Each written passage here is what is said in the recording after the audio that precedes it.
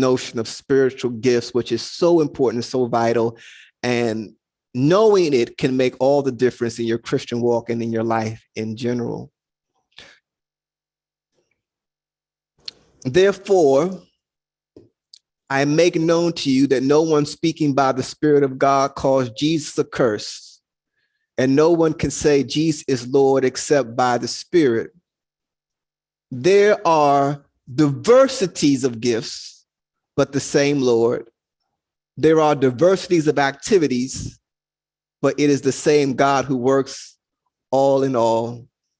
But the manifestation of the Spirit is given to each one for the profit of all.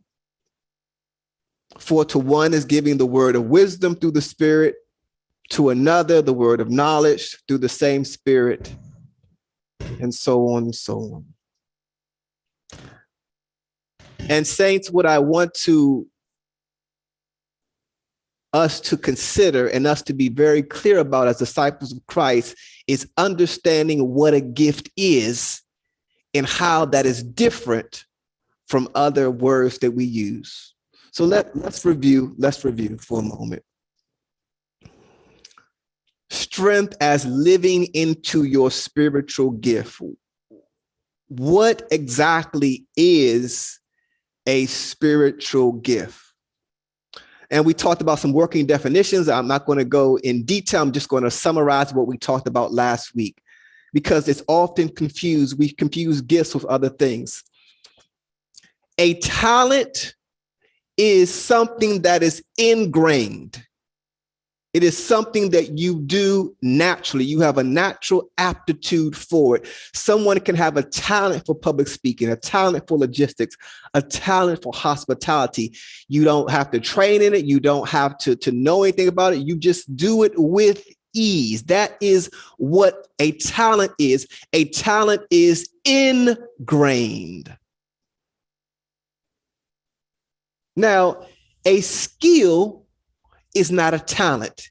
A skill is attained. It's something that you accomplish. It is expertise that you work with over time. You can turn your talents into skills with practice and hard work. But a talent is ingrained. A skill is attained. Someone can be very talented in public speaking, but to be skilled in public speaking takes time and practice and techniques. Now, a talent is ingrained, a skill is attained, a spiritual gift is retained. A spiritual gift is simply given to you by God's grace, and you just hold on to it. You just possess it. There's nothing you can do to achieve it. There's nothing that you can do. There's nothing necessarily that you're talented for, that you have gotten it. No, a spiritual gift is retained because it's given to you, and your job is simply to hold on to it. A talent is a natural aptitude. A skill is something that you work to cultivate. A spiritual gift is retained. And we often get these confused. Let me give you some examples. Wisdom is a spiritual gift. It's one of many. We'll get into more details later. Wisdom is a spiritual gift. Some folks have wisdom not because they necessarily come from a wise family. Some folks have wisdom not because they study and read a lot of books. It is a spiritual gift. Knowledge is a spiritual gift. Prophecy is a spiritual gift. Speaking in tongues, healing are spiritual gifts granted to us by the grace of the Spirit. This is different from a talent. This is different from a skill. A spiritual gift. Now, why is it so important to understand the difference? Now, we talked about this in depth. You please go back and review the lesson from last week. But what I said last week, we're still reviewing. The church needs to confess. Because if truth be told, the church is guilty of worshiping talent as opposed to fostering gifts. And because we have not taught properly in the church the difference between a talent and a skill and a gift, we call talents gifts when they're not that.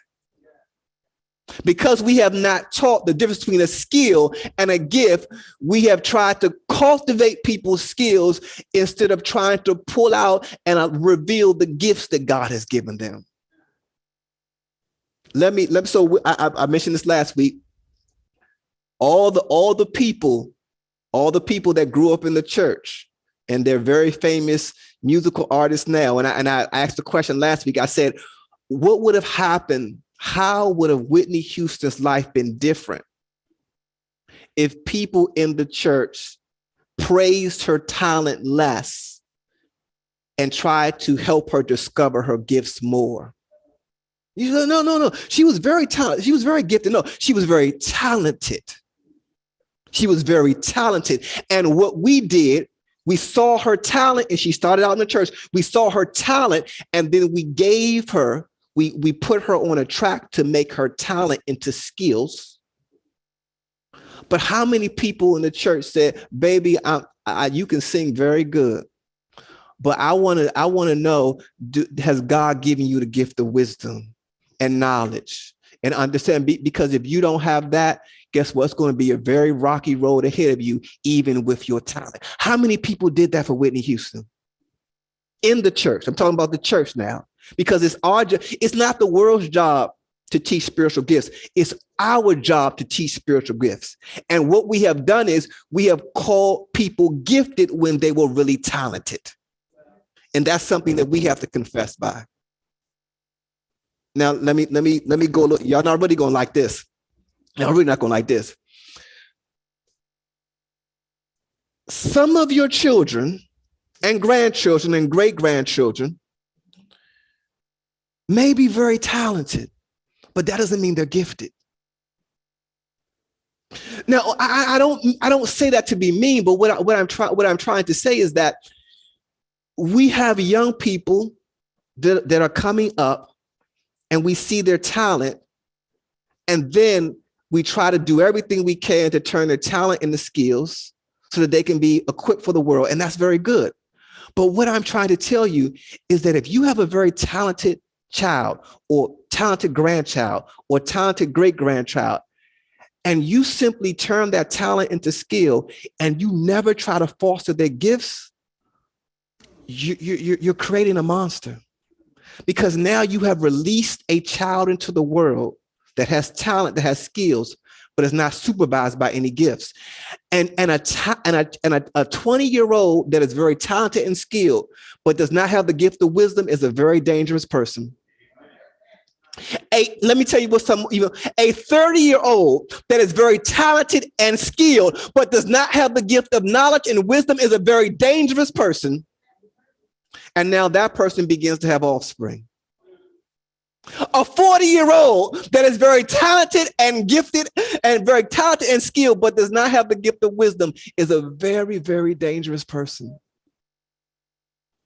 And we have been guilty of not understanding the difference between a talent and a gift. And therefore, we have saturated our children with all these programs and all of these things, which are going to make them very skilled people. But now they're in a position of power. Now they're in a position of privilege, and they don't have the wisdom to navigate through all the opportunities that we have given them. Y'all don't have to like me. Y'all don't have to like me every Sunday. That's okay. You might have a talented child, but that doesn't mean your child is gifted. And your child can't be gifted until you put your child in a context, in an environment, in a family in which they can discover their spiritual gifts. Because I'm telling you, the older that child gets, and if you don't foster wisdom and knowledge in that child, it's going to be very hard to bring that child in later on.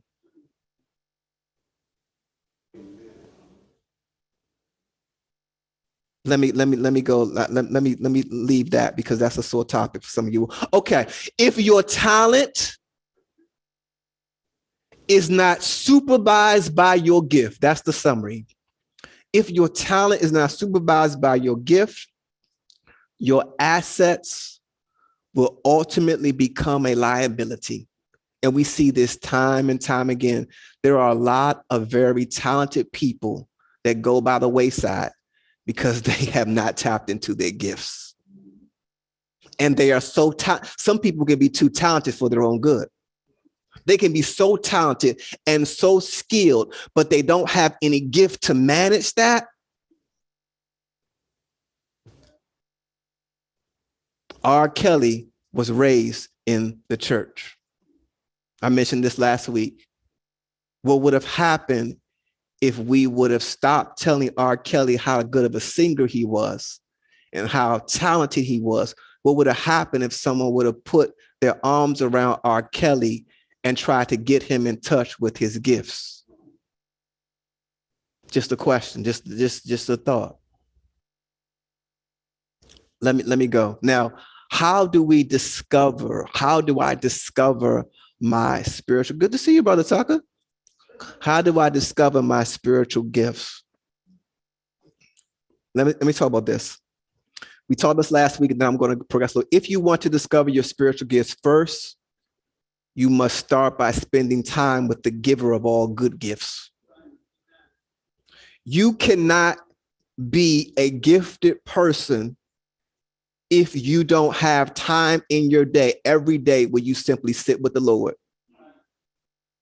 Where you open up your Bible, where you spend time in prayer, where you spend time in meditation, where you fast. Everyone in the community of union should be fasting at least once a week.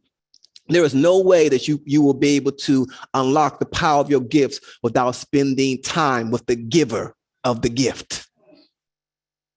So the first and foremost thing, you have to spend some time. See, let me tell you this. Let me tell you a secret. Some people are too busy to be gifted. They're so busy, they don't have any time for worship. They don't have any time for prayer. They don't have any time for meditation. And because they're so busy, they're too important to ever experience the gift of giftedness. So when you must spend time, no time needs to be quiet time. So this overview. Now let's move a little bit further.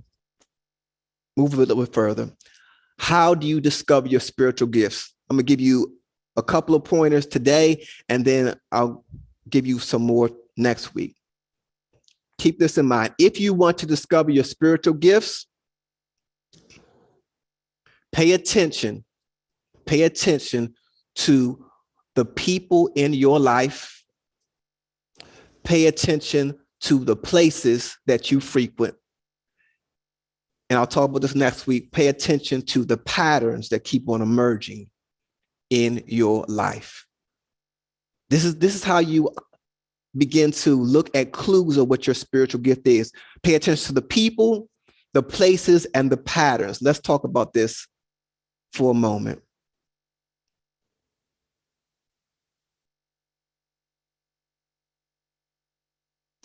Pay attention to the people that you attract in your life. Now, I want to talk about, some of y'all might not like this. The people that you attract in your life can give you a clue to what your spiritual gift is.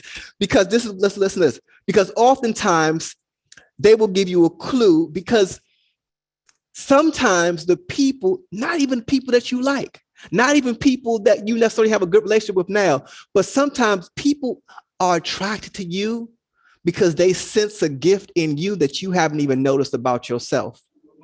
And they want to benefit from that gift. So they're always coming around you, even though you don't like them. They're always coming around you because they sense something about you that they're trying to benefit from, even before you notice it yourself. And sometimes these are people that you don't even like yourself. Pay attention to the people that you attract. The people entering in your life, that have entered your life, sometimes they sense something about you. They sense they can benefit from something about you, even before you recognize what your gift is. And these are not necessarily spiritual people. There are some people in your life right now that are not spiritual. that are not, that don't want to talk about God, don't want to talk about Jesus, don't want to talk about the Bible, none of that stuff. But they like being in connection with you because they feel you are spiritually grounded. And if you got up tomorrow and said, you know what, forget that church stuff, forget that God stuff, they would be upset because they're getting something out of being connected to you, because there's something about your groundedness that's attracting them. The church fighters out there, I'm not doing church no more. I'm not doing that Christianity. I'm not doing that stuff. They would really be upset, even though they're not spiritual. This is what you got. Pay attention. Even the relationship that went south in your life, even sometimes they're the most interesting relationships to analyze. The relationships that have went south in your life, the people that every time you hear their name, you just start, you start tightening up. They were attracted to you for a reason. And sometimes you can get insight into what your spiritual gift is by asking this question. Now, this is the question you ask. All your relationships, you ask this. What is this person obtaining from this relationship beyond the material? That's the question you ask. That's your question. And ask that for every relationship, both the ones that you were in and the ones you no longer in. Because I promise you, if you analyze your relationships, you will find that people were benefiting from the relationship with you in some non-material ways. And that's going to give you a clue to what your gift is, the gift that the Spirit is giving you, which you may or may not be aware of. Are you still with me in the sanctuary? You with me? All right, they're with me in the sanctuary. Mary Jordan said heavy. Okay, all right. Sister Green still with me. Okay, Brother Fan still with me. Nicole's still with me. Okay. Good. Now, second thing. Places. You want to pay attention to the places you always find yourself in. Not just the people, but also the places. Pay attention to the places you always find yourself in. Because what happens is sometimes we go to places to display our gifts, but God sends us to places to unlock. No, we go to places to display our talent, but God sends us to places to unlock our gifts. And they're two different things. We go to a place sometimes to show people that we are talented or skilled, but God sends us to those same places to unlock our gifts. And that's very different, because sometimes God is not sending you to a place because you're talented or you're skilled. God is sending you to a place so that you can unlock the gift of wisdom. Because you can unlock the gift of healing, so you can unlock the gift of knowledge, so you can unlock the gift of tongues. Sometimes God sends you to, and I'm going to go over the gifts in more detail in the weeks to come. But for now, you understand gifts are unlocked and revealed. The question that you want to ask, what type of person could this environment make me? Think about that. What type of person could, if I'm able to persevere through this, who would I be at the end of it? If I'm able to be around someone that really irritates me, that really pushes my buttons, and I'm able to become a type of person that's not bothered by that anymore, what type of person will I be after that? Think about that. What type of person could I be as a result of being in this environment, of persevering? Or what gift is this environment going to unlock in me? People, places will give you a clue to your spiritual gifts. We'll talk about patterns. We'll talk about patterns next week. Now, let me tell you, the question you want to ask, what could God pull out of me in this place? What could God pull out of me in this place? Who could I become here now. Now, let me tell you a parable about a queen, and she summoned her daughter to her palace. It was getting to the end of her time, and she was time for her to determine if her daughter was ready to take over her empire. And the queen summoned her daughter, and the queen said, listen, I want you to come to my palace. And the palace was on an elevated terrain, almost like a rocky terrain. And the queen said to the daughter through messengers, I want you to come to the palace, and you can come one of two ways. I can send servants and they will carry you to the palace, or you can hike the palace yourself. And, this young woman was a very adventurous person. She didn't necessarily want to be carried to the palace. She thought that was very boring. So she said, you know what? Tell the queen that I will hike to the palace, and I'll get there when I get there. And so they sent the messenger back, and that was fine. And so she began to hike to the palace, and it was this rocky terrain and this elevated terrain to get there. And as she was going further and further up, her muscles began to get sore, and she didn't realize how strenuous it was going to be to actually get to the palace, because she hadn't been there in many years. And she persevered on. And as she began to go higher and higher up, she encountered vegetation and wild animals, and she had to learn how to deal with the vegetation and the wild animals on her journey there. But she managed, and she got her way through. And as she progressed a little further and farther into the terrain, she met people in the villages that her mother was ruling over, and she got to talk to them and get to know them a little bit as she was going up further and further to the palace.